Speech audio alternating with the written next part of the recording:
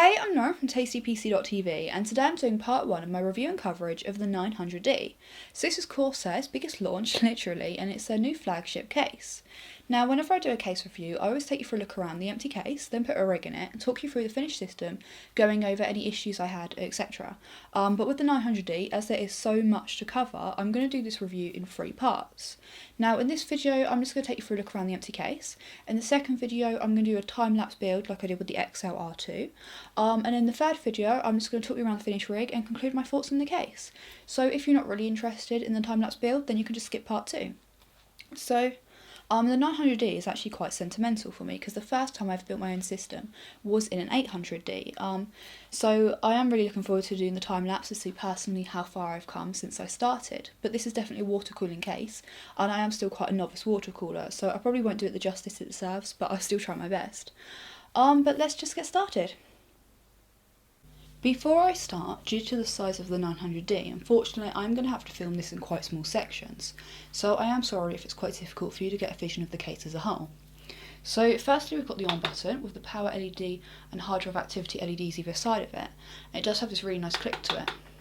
So we've got a front cover which you just press here to reveal the front IOs.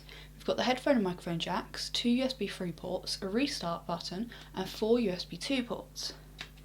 We've then got 4 5.25 inch optical bays with this really nice brushed aluminium effect. Now you can probably remove them from the front, but I wouldn't recommend it. There are actually tabs inside the case, which let you just take it straight off. Now because the case is wider than an average case, it's around 25 centimetres, you do have these little covers to make this 5.25 inches. With the optical bay covers, it's got these clips to keep it on the front of the case. Now I would have preferred it if they'd moved the clips to the edges, because then not only would it be easier to remove, you could just unclip it, but it means that if obviously you are using the optical bay and you've got say a bay resin there or something like a Blu-ray reader that you only use maybe once a month and you want it covered the rest of the time, then unfortunately you can't fit it back on. So I do think it kind of ruins the sleek look, and it's something that I don't really like. Looking at the removable front panel, the fans behind it actually intake air through vents down the sides, rather than from the bottom like the 800D did, and this should improve airflow over the hard drives and graphics cards. So then removing the front panel is very easy, just comes straight off. It is very light, and the clips do seem to be quite strong, and it's actually completely made of aluminium. And I have to say it does look really nice, although it does seem to be a bit of a fingerprint magnet. So then behind that we've got this cover which just clips off, and the dust filter is attached to it. And then behind that we've got 3 AF120L fans, and these are based off of the full AF120 versions. For those of you wondering can you fit a radiator in the front, it might be possible for you to fit like a slim 30mm one, but it does seem pointless, especially given how many radiators you can fit inside the case, so it's not something I'd recommend. The top of the 900D has this massive grille that I actually really like the look of. Now, it is a little bit weird to remove, and I've heard that some reviewers actually broke theirs trying to get it off, but it is quite strong and easy to remove once you know how, although I do find it easier once both of the side panels are off. So there's actually this little tab in here that if you stick your head in there's a massive arrow pointing to, and when you push it in it just gives you a little bit of leverage to then slide it straight off. And it just has a dust filter attached to it. So then here you've got space to fit either 4 120mm or 3 140mm fans, which means you can also fit either 120, 240, 360, 480, 140, 280 or 420mm radiators. Now there's actually 110mm clearance between the roof of the case and the motherboard, meaning that you can actually fit a 60mm thick rad and push-pull. At the back of the case we've got 2 buttons for releasing the side panels, a large amount of ventilation in the same style as the roof, and space to mount either a 120 or 140mm fan, although here you can also fit either a 120 or 140mm rad, although I don't think there's a lot of point in small rads like that in a custom water cooling loop. We've then got 10 PCIe slots, and these, which are from when Corsair were trialling a toolless PCI mounts, although in the end they just decided to go for the standard thumb screws, which are easier and stronger. So we've got space to mount up to 2 power supplies.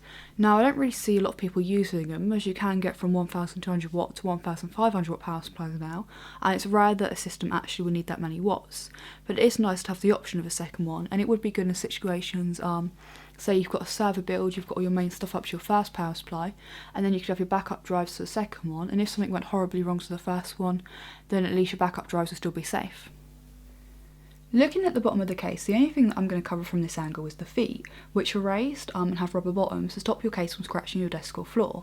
Now, I am a little bit disappointed that Corsair haven't included wheels with it. I think a case like this kind of demands them, and it's going to be too big and too heavy to fit on a lot of people's desks, so they are going to have it on the floor, and having wheels will just make it easier to move around. I know that a lot of people did actually mod that 800Ds to have wheels, and it wouldn't have cost Corsair a lot at all to just put in some furniture casters. I mean, it even looks like they've made it so you just take off the rubber and screw some wheels in. So it is just a little bit of a shame. Unlike with the 800D, the 900D opens in two sections. We've got this top windowed side panel that looks really clean and really nice, and I know my camera's probably not doing it any justice whatsoever, especially with the two bright white studio lights, but it does look really good in real life. And then we've got this bottom section which opens independently, and I really like this style, it works really well. So to open the bottom section, you just open this latch, and then with the top section you press this button at the back and it comes straight off. Starting our tour around the inside of the 900D, we've got the 4 optical bays, which use the tallest fitting system, and plenty of direct cable management holes. With the 900D you can support even the largest motherboards up to HPTX, meaning even boards with 2 processors like the EVGA SRX will fit. So with graphics card length you do have no restrictions. The biggest issue you're going to have is trying to get a card long enough so it doesn't look silly. So you've got an included AF140L fan, and this little hole, which seems to be the perfect way to pass small cables like fan cables up from the top section down to the bottom. Moving on to the hard drive cages, defaultly the 900D comes with 3 cages, each with 3 trays, meaning in total it can fit up to 9 hard drives or solid state drives. Now these cages are movable or removable with thumb screws, which I'll show you when we're looking at the other side of the case, but you can have it with 3 going up here or 3 going down there. Now I do imagine when a lot of people get this case, they will just put water cooling in the bottom and have 2 hard drive cages here, so it is a shame that only one of them is hot swappable. I would have just preferred it if they'd made 2 hot swappable. I don't imagine it costs that much more to do, but Corsair are separately selling more hard drive cages, both hot swappable and non-hot swappable, so you can get a second one if you want, or as many as you want. And then if you do put 2 more hard drive cages in, you can have a total of 15 hard drives or solid state drives in the 900D. So the trays are easy to remove, and they allow you to either toollessly fit 3.5-inch hard drives or with screws 2.5-inch solid state drives. Although being overly picky, I do think the covers look a little bit plasticky and cheap. I have now removed the hard drive cages and the plastic mounts that they stand on. I've also removed the bracket, although I imagine the majority of people will keep this in to use the hard drive cages or say fit a tube res or pump. Both were easy to remove just with your thumb screws or stand-up Phillips screws. So fit rad space in the front, you can fit either a 120 rad here, a 240 rad here, and if you move this bracket, a 140 rad here or a 280 rad here. Now if you do fit a 240 or a 280 rad, it will encroach on the space in the bottom and you won't be able to fit a 480 rad either this side or that side of the bottom of the case. Now because this fan isn't spaced additional 15mm away from this one, I don't know if you'll be able to fit an Invert 360 radiator, but I will check for you in a second. But just to clarify, 120 rad, 240 rad, remove that, 140, 280, and the 240 and the 280 means you only be able to fit a maximum of a 360 rad either side of the bottom. So I have now fit a 360 rad upside down in the front of the 900D.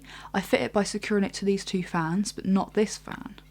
Now you cannot fit a thick 360 rad because the end tank will be too long, but to be honest I wouldn't recommend fitting a 360 rad there at all because it was awkward to fit, and having it upside down like this you are going to have air troubles.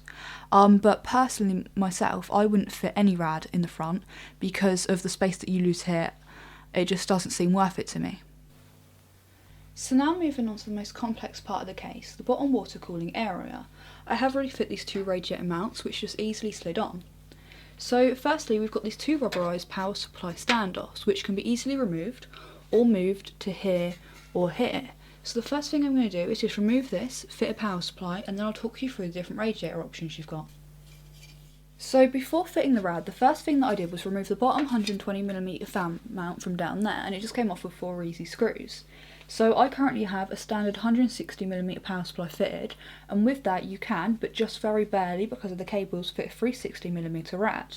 That also means that you can fit a 120, 240, 140 or 280mm radiator with fans.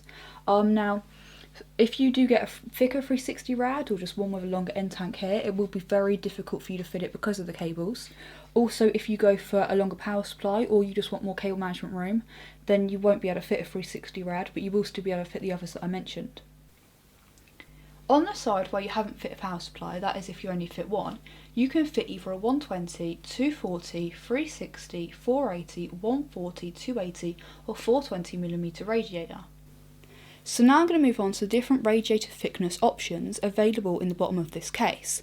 Now I could spend more than an hour listing all the different possible combinations, but it'd be easier for me to just give you some of the basic measurements for you to grab a pen and a piece of paper and then just calculate what it is that you want to do before you go out and buy the parts in the case to do it.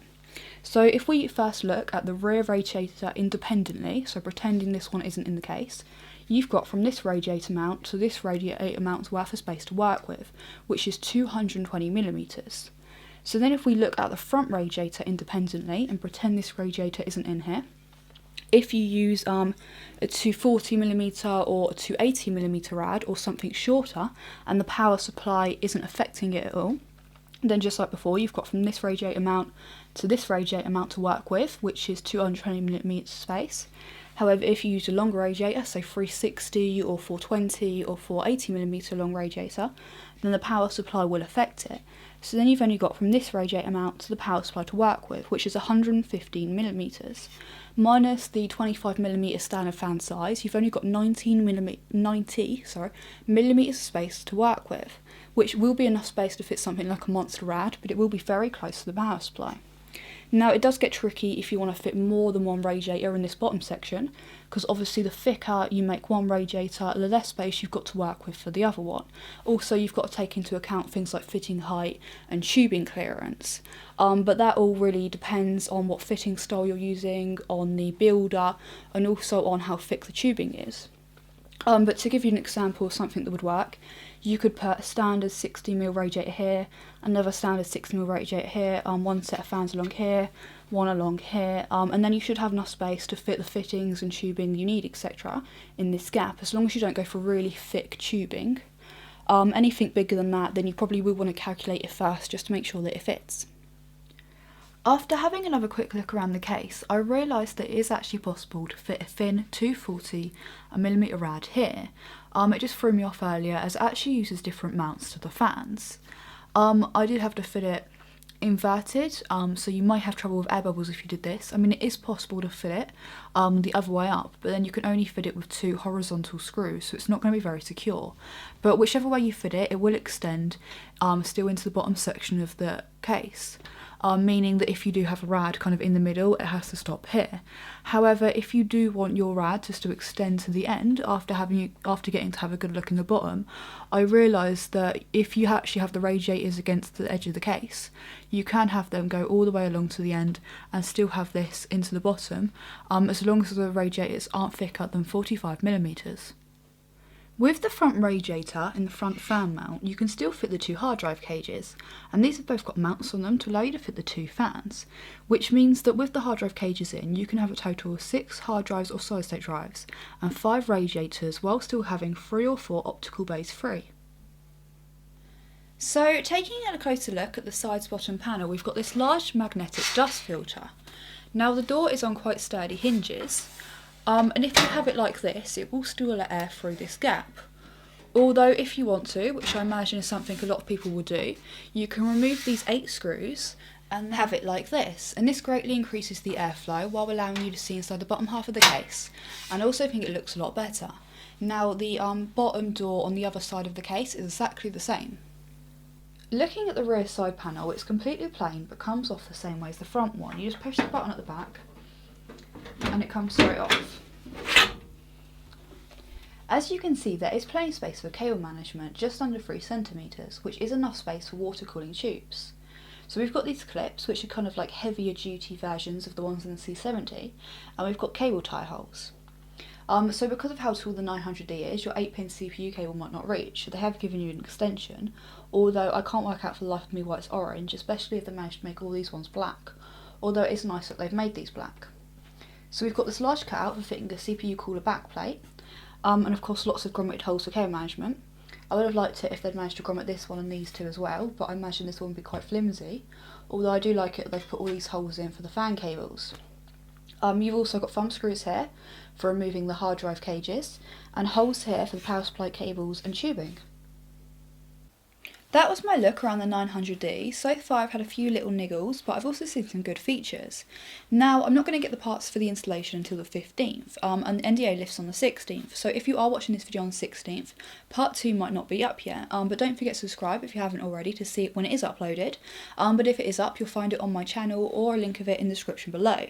Also, if you're liking the review so far, hit the like button, and thanks for watching.